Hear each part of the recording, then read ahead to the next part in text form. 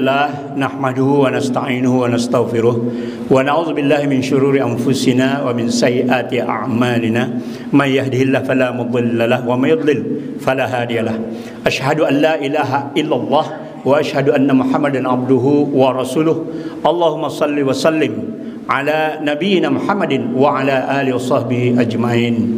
Ittaqullaha haqqa tuqatih wa la tamutunna illa wa antum muslimun. Innamal ilmu indallah fa innama ana nazirun mubin. Faqala Allah ta'ala fil Qur'anil Karim, a'udzu billahi minasy syaithanir rajim, wa in kadu la yaftinunaka 'anil ladzi auhayna ilaika litaftari 'alaina ghairah wa idzal latakhazuka khalila walaula an thabbatnaka laqad kitta tarkanu ilaihim syai'an qalila idzal lazaqnaka di'fal hayati wa di'fal mamat thumma la tajidu laka alaina nasira.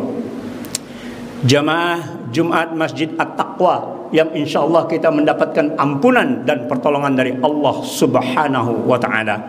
Marilah senantiasa kita bersyukur kehadiran Allah, karena hanya orang-orang yang mengetahui bahwa dia telah banyak menerima nikmat dari Allah sejak sebelum dia lahir sampai usianya saat ini, dia ketahui banyak sekali nikmat sehingga tidak dapat menghitungnya. Orang-orang itulah yang dapat bersyukur dengan sesungguhnya kehadiran Allah Subhanahu wa taala. Salawat dan salam insyaallah senantiasa tercurah kepada junjungan kita Nabi besar Muhammad sallallahu alaihi wasallam beserta keluarga beliau, para sahabatnya, dan kita semua yang mau mengikuti apa yang beliau tunjukkan, beliau ajarkan. Tema khutbah kita kali ini adalah Islamophobia. Pada mukadimah khatib menyampaikan surah Al-Isra ayat 73. Wa in kadu la yaftinunaka. Dan sesungguhnya kadu hampir-hampir saja mereka liyaftinunaka, memalingkan kamu. Anil ladzi auhayna, dari apa yang telah kami wahyukan, kata Allah. Jadi Nabi Muhammad hampir saja berpaling dari apa yang diwahyukan oleh Allah karena bujukan orang-orang. Litaftariya alaina ghairah fa idzal latakhazuka khalila. Kalau begitu tentulah mereka mengambil kamu menjadi sahabat yang setia. Jadi ustadz-ustadz kita, ulama-ulama kita dibujuk untuk berpaling dari apa yang telah dilakukan, dari apa yang telah diwahyukan oleh Allah Subhanahu wa taala. Ayat selanjutnya, walaula an tsabatnaka laqad kitta tarkanu ilaihim syai'an qalila. Dan kalau kami tidak memperkuat hatimu, niscaya kamu hampir-hampir condong sedikit kepada mereka. Maka Allah perkuat hati Nabi Muhammad sehingga tidak mau mengikuti apa yang disarankan, yang dianjurkan, yang dibujukkan oleh orang-orang kafir. Idzal lazaqnaka di'fal hayati wa di'fal mamat thumma la tajidu laka alaina nasira. Kalau terjadi demikian, benar-benarlah kami akan rasakan kepadaku di'fal hayat wa di'fal mamat, siksaan berlipat ganda di dunia dan siksaan ganda sesudah mati. Dan kamu summa la tajidulaka alaina nasira, dan kamu tidak akan mendapat seorang penolong pun terhadap kami. Nauzubillah.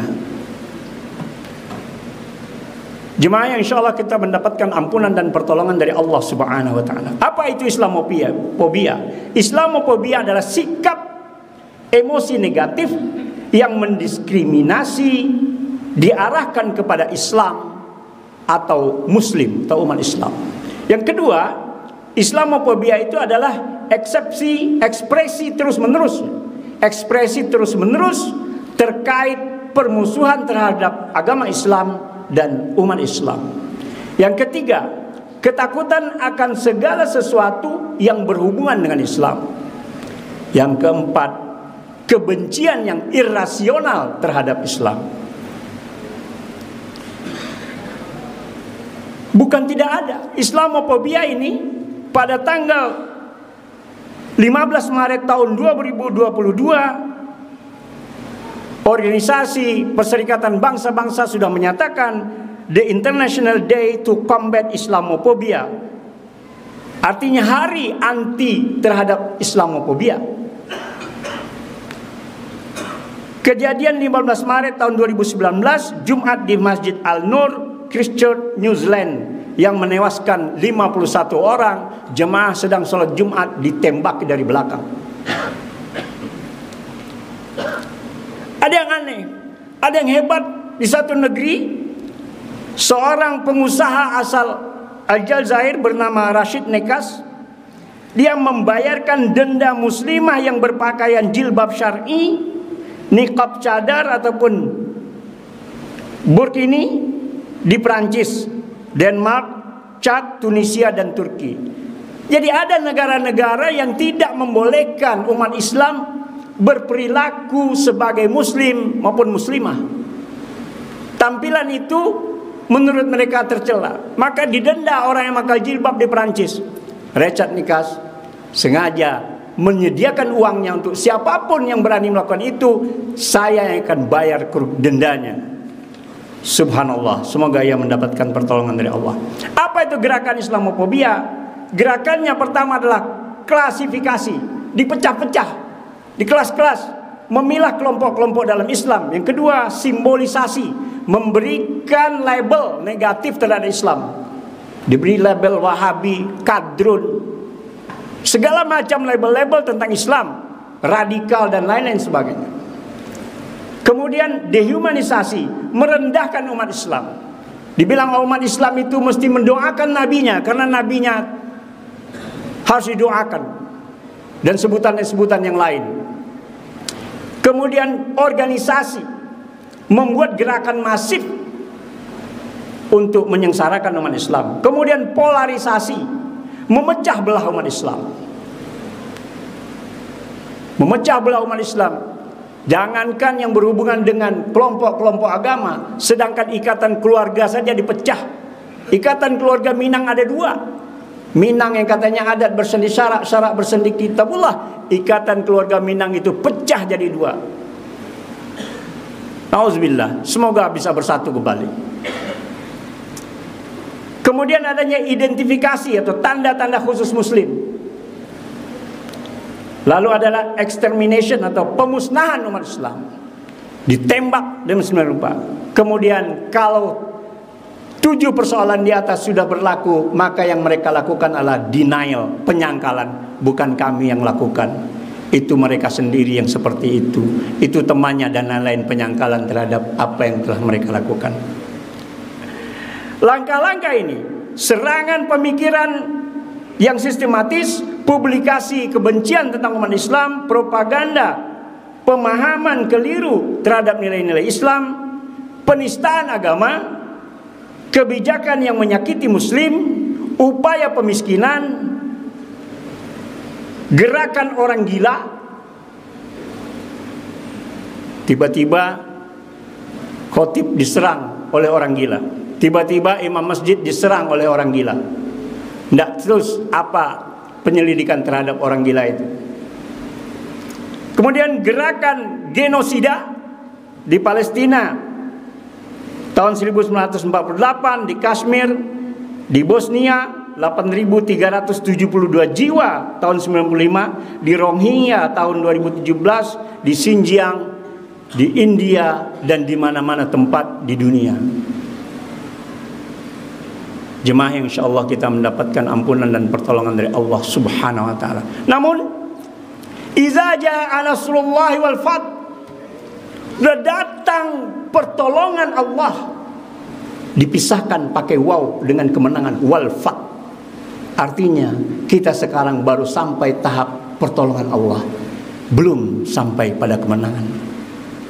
Wa ra'aitan nasa yadkhuluna fi dinillahi afwaja, dan kamu akan melihat berbondong masuk, berbondong-bondong, beramai-ramai fi dinillah, ke dalam agama Allah, afwaja, mereka bergerombol, berbondong-bondong masuk ke dalam agama Islam. Bagi yang menonton Piala Dunia, mendengar beritanya, tentu akan tahu bagaimana orang-orang Eropa, orang-orang Barat masuk ke dalam Islam secara beramai-ramai. Namun ayat selanjutnya jarang diamalkan. Fasabbih, maka sucikanlah Tuhanmu. Bihamdi rabbika, dan pujilah Tuhanmu. Wastaghfirhu, ini adalah perintah 3 macam zikir. Subhanallah, walhamdulillah, wastaghfirullah, ada di dalam surat An-Nasr yang anak taman kanak-kanak pun hafal, namun jarang yang mengamalkannya. Mungkin banyak yang mengamalkan zikir subhanallah walhamdulillah, namun pada titik wastaghfirullah jarang. Namun alhamdulillah, bacaan salat kita subhanaka Allahumma rabbana wa bihamdika Allahumma firli sudah mencakup ketiga poin tersebut. Maka hendaklah kita lazimkan diri kita untuk berzikir, karena ini perintah langsung dari Allah Subhanahu wa taala. Innahu kana tawwaba, sesungguhnya orang-orang itu ada orang-orang yang bertobat kepada Allah. Jemaah, insyaallah kita mendapatkan ampunan dan pertolongan dari Allah Subhanahu wa taala. Langkah-langkah gerakan-gerakan Islamofobia, bagaimana kita mengatasinya? Di antaranya dalam surah Al-Hujurat ayat 10. Yang pertama adalah berbaik hati, berbuat baik kepada sesama. Sesama ini artinya sesama makhluk hidup. Tidak peduli, kita tetap berbuat baik walaupun agamanya berbeda, walaupun keyakinannya berbeda, walaupun sifatnya berbeda, walaupun memang kita berbeda. Umat Islam senantiasa berbuat baik. Insya Allah kebaikan itulah yang menjadi teladan, menjadi contoh, sehingga orang-orang ketika terjadi Piala Dunia itu, mereka melihat contoh-contoh akhlak yang mulia, yang baik dari umat Islam.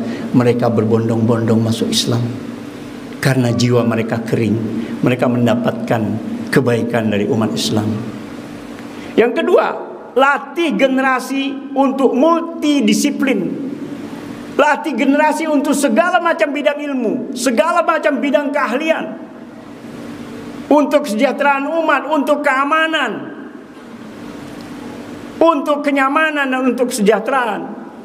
Dilatih generasi-generasi muda kita supaya mampu menghadapi apa yang kita hadapi sekarang.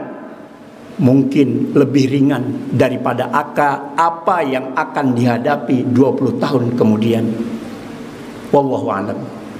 Yang ketiga, karakter cinta Islam dan tanah air ini perlu dibentuk kepada generasi muda dan generasi tua dan seluruh bangsa Indonesia, untuk menampilkan karakter cinta kepada tanah air ini. Jangan sampai tanah air ini diisi oleh orang-orang yang berniat untuk menguasai tanah air.